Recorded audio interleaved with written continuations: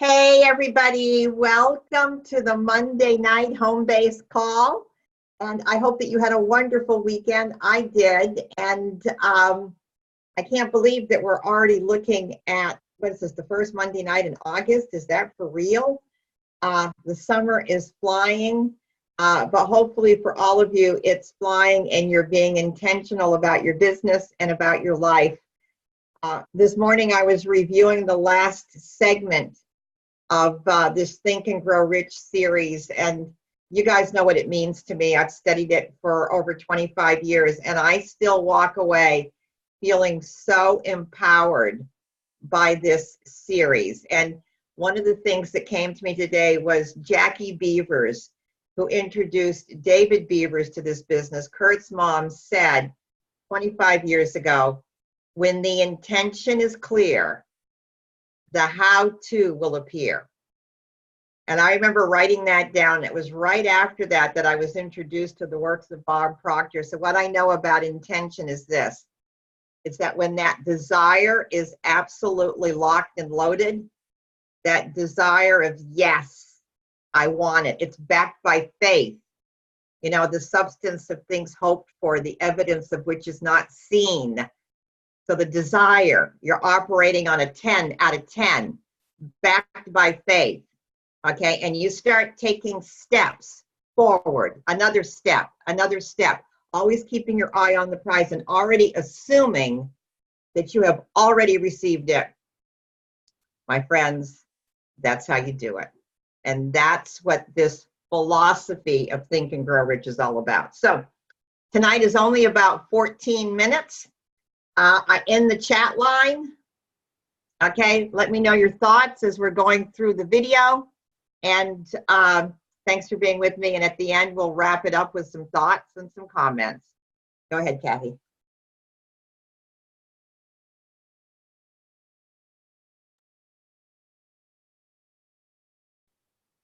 One of my biggest defeats came 2 months after I launched. All of a sudden, I saw that my statistics for my podcast were way, way down. Like at first, I thought it might be a mistake, and I kind of double-checked the phone. I refreshed my browser. I actually even wrote an email to support of the media host company, and I said, "Are your stats working?" And they said, "Oh yeah, we're working fine, no problem." And I said, "Wow, so this could be the beginning of the end." And I was really down, and I was thinking, do I list my microphone on Craigslist? Like, am I gonna pack it up? Am I really gonna sell everything and try something different and admit defeats? Fired up my computer and saw an email from a listener. And he started off by introducing himself as a military veteran. So I had that connection with him right away because we both served in Iraq. And he was telling me about his struggles coming back and about the struggles he had with PTSD. And then he went on to say how that morning he was particularly down in the dumps. He had recently broken up with his girlfriend, and he just really felt by himself, like nobody cared. He went for a long walk, really kind of considering what it would look like if he committed suicide, like if he ended his own life. Kind of out of the blue, had his phone with him, plugged in his earbuds, and turned on my podcast. My voice came on, you know, a little over-enthusiastic, which I tend to do sometimes. But he said he needed it. Like, he needed that kind of positive outlook. By the end of that episode, which was 25 minutes in length, his mindset had completely shifted. He went from somebody who was only looking for the negatives in life, and by the way, finding the negatives, because that's what he was looking for, to saying it really can't get much worse, so why not just hope that it starts to get better? And that was essentially the theme and the message that that podcast episode was focused on. You could just see that by the end of the email, he was really excited and fired up about what his next step was going to be. Like, I remember finishing that email and saying, wow, like if my podcast can positively impact somebody in this way, even if it's just one person, why am I so concerned about not having the huge numbers that I had when I first launched? And that was 4 years ago. That was over 1,400 episodes ago. That was over 40 million listens ago. So I'm really glad that I didn't pack it in. One of my favorite all-time stories of Think and Grow Rich is the Charles Schwab story. It's about succeeding with what you already have. And it reminds me of an interview I had an opportunity to sit down with Steve Wozniak. Now, you probably know him from Apple Computers with Steve Jobs. And I asked him, I says, how did you and Steve have so much success in your life? And he looked at me and said, we succeeded with what we already had. I go, what are you talking about? He said, when microchips came out, they were so expensive, we could only afford one chip. He goes, Jobs sold his Volkswagen, I sold my calculator, we pooled our money to buy one chip. He goes, but Hewlett-Packard was rich. They had all the money of God. They could go from point A to point B using 20 chips where we simply couldn't afford it. So I'd pull away 5 and configure it to work. And then I'd pull away 5 and get it to work. Till finally, I could go from point A to point B using our one chip. He goes, look, we weren't trying to be cool or innovative or slick. We could only afford one chip. But by embracing that as an opportunity, I found the shortest, cleanest path. And by doing so, changed the way people do personal computing for the rest of the world, for the rest of their life. What are you sitting on right now that looks like the greatest challenge, but it might just be the greatest blessing in disguise? My mentor was a guy named Dennis Waitley in the speaking profession. Dennis wrote the foreword to my very first book, and I was on a speaking tour with he and Dr. Robert Schuller, and they twisted my arm into writing my first book. And I always had that cane folded up in my suitcase when I traveled. I never used it, but that white cane, I kept it, and then Dennis Waitley, 40 years later, on his 80th birthday, came to an event I was doing in San Diego. I brought him up on stage and I gave it to him, and on his 80th birthday, he was going to climb Mount Kilimanjaro. And he said, I'll accept your gift with your permission. I'll leave this on top of Mount Kilimanjaro. If you'll promise when you're 80, you'll go get it back. And that's where my cane is. 3 feet from gold. And that story always reminded me that at all times I could just be 3 feet from gold. It could be the next meeting, the next turn, the next chance encounter. That really propelled me and pushed me through some of those dark moments. You're always potentially just 3 feet from gold. There was a man named Darby who was caught by gold fever in 1850.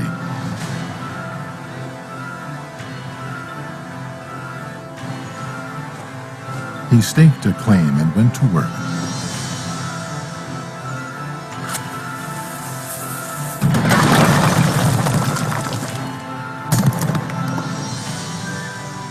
After weeks of labor, he was rewarded.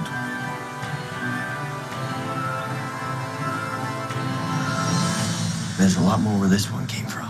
Now we just need the right equipment to get it out the ground. Now everybody who puts in will get an equal share out. Everybody. The first ore was shipped to a smelter. The return showed promise that they had one of the richest mines in Colorado. A few more cars of that ore would clear the debts. Then would come the big killing and profits. Down went the pickaxes. Up went the hopes of Darby and his investors. Then something happened. The vein of gold ore disappeared. They persevered, desperately trying to pick up the vein again, but to no avail.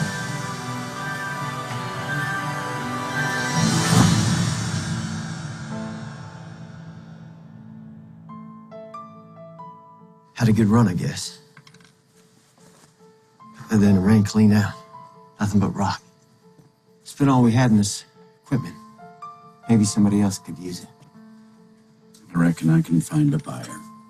I'll give you $100 for the lot.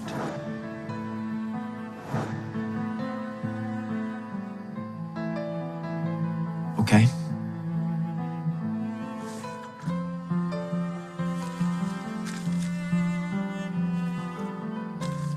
Where was this? Get your mind out. This particular junk man had an eye for opportunity. He called in a geologist to do a little calculating. By my reckoning, this mine failed because that fella Darby was not familiar with fault lines. When the earth shifts, the vein can jut over a few feet. A few. 3, maybe 4, 5 feet at the most.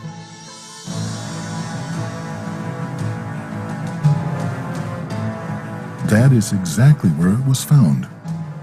The junk man took millions of dollars in ore from the mine because he knew enough to seek expert advice when encountering an unexpected obstacle. He struck gold just 3 feet from where Darby gave up.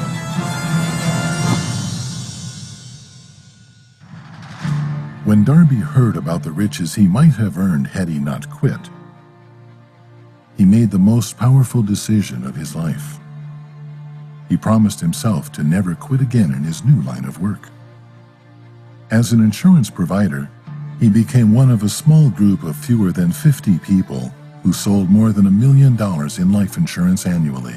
He recouped his losses and paid all his family and neighbors back the money they had invested. He also discovered that desire itself can be transmuted into gold.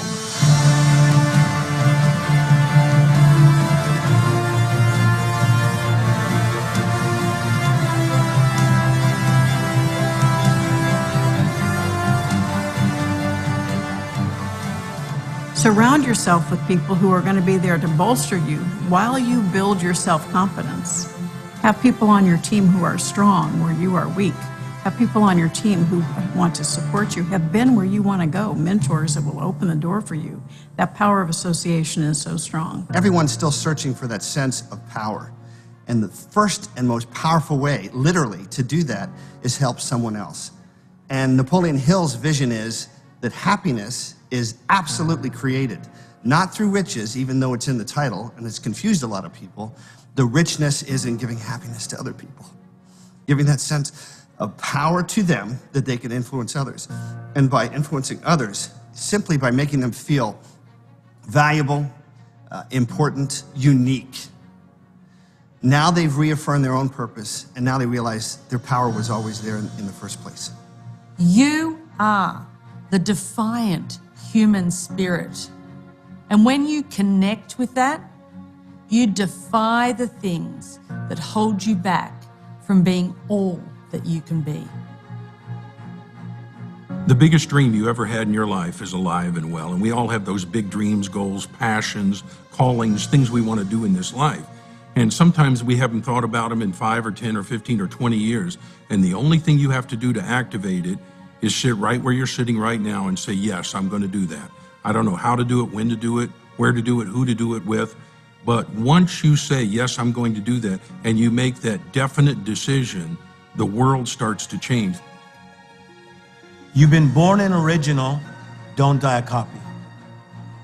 There's nobody else like you. There's only one person that walks like you, has your handprints. Nobody has eyes like you. Don't be a discount version of yourself. As you dig into Napoleon Hill's work, what you're really digging into is who you are. And who you are is so big. I have studied it every day for 55 years, and I think I'm just scratching the surface. Do yourself a favor and really begin to think. That is Napoleon Hill's legacy. That is your opportunity.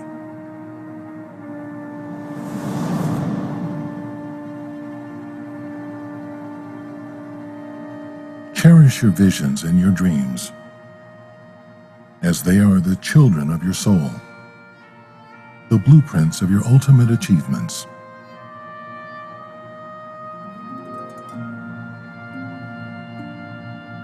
Create a definite plan for carrying out your desire, and begin at once, whether you are ready or not, to put this plan into action. Every adversity, every failure, every heartache carries with it the seed of an equal or greater benefit. Do not wait. The time will never be just right. Start where you stand and work with whatever tools you may have, and better tools will be found as you go along.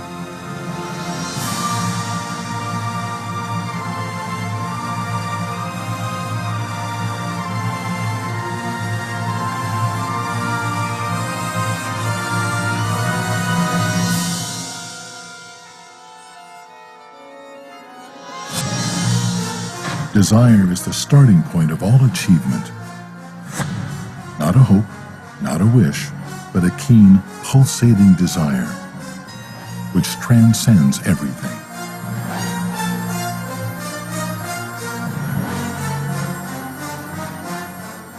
The oak sleeps in the acorn. The bird waits in the egg. And in the highest vision of the soul, a waking angel stirs. Dreams are the seedlings of reality.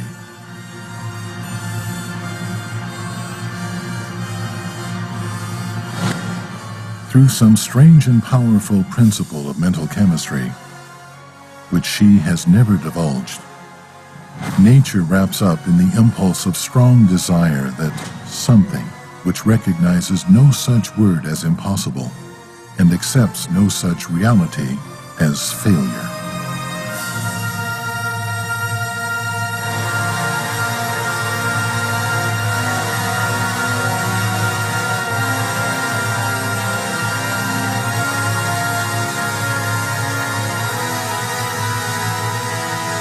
Whatever the mind can conceive and believe, it can achieve.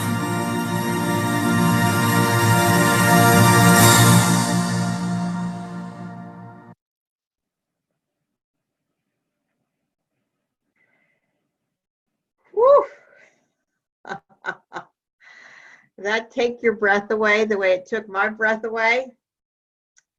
Oh my word. Okay.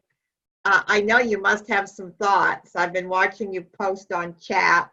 Some of you have been with me for 5 weeks.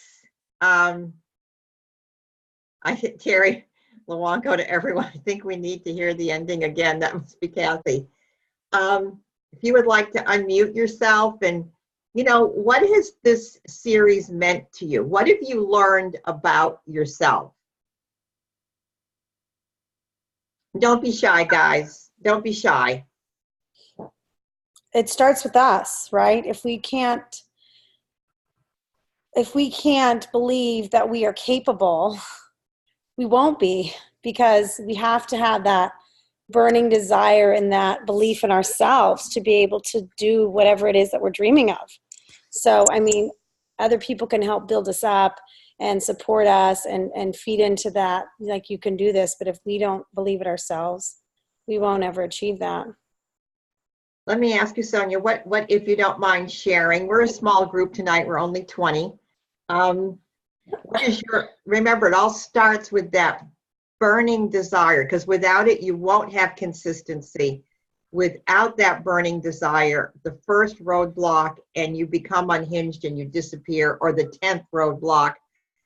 What is your burning desire? Well, I do this business with that burning desire to just help others, really, because I feel passionate about being preventative with our health.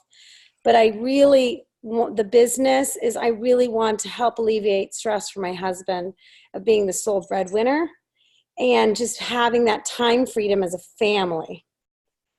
That is my burning desire. So above and everything else, I think for you, what I'm hearing is the quality of your family time together. Yes. And that'll keep moving you through that. Anybody else want to get real and authentic? What is your burning desire? Or what have you learned? Because remember, it's the desire that's the starting point. I'll say something. I haven't been on every single night. I think this is probably my 3rd night, so I'm actually going to go back and revisit the videos and all that good stuff. But I could use this last couple of 5 weeks as a prime example. The first 2 weeks, I was on it. I was doing my Teamsy. I was being consistent. As a rep, I started over, like being a brand new rep coming in the business, doing an HLP, doing a VF, etc. And I had got all the way up to VF, and then all of a sudden I'm like slowing down. And then you stop seeing me on the call. And then it's like, okay, now I got to come back, revisit it, and just get back in the gear. We all fall off. But the question is, you can get knocked down, but you got to pick yourself back up. What are you going to do to get back up and continue on to help grow your business or provide for, in my sake, my daughter? So your burning desire has to do with your daughter, Derek.